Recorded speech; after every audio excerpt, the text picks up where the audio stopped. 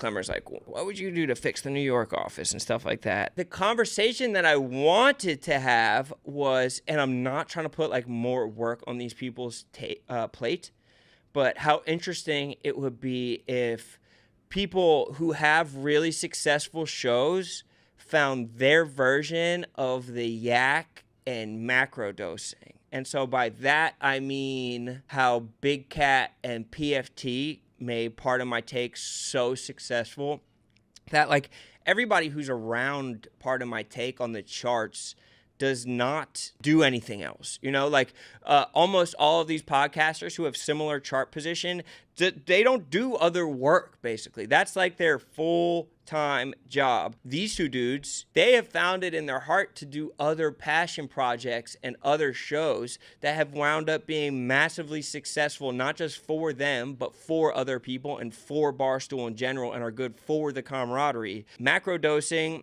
is an incredible show. The Yak is a juggernaut of a show. Like if Rhea and Fran like did like what their other show could or would be. I'm not like obviously Chicks in the Office is fucking one of the top 2 or 3 podcasts at Barstool, full stop. They don't need to do anything else. And I'm sure their concern is that if they did something else, that it could take away from their input to Chicks in the Office or their input to the things that they care about 3 times a week, multiple tours that they do. They're in fucking Singapore right now. These women are so talented and have such a high ceiling that they could carry other people along with them. And similarly, like, I think that Foreplay, like Riggs, has shown his ability to turn Foreplay into like an 8-figure brand. What would it look like if Riggs used his business acumen as a content creator to make something that was also under the Barstool umbrella? And maybe he doesn't want to do that. Maybe he thinks that it would dilute what he's doing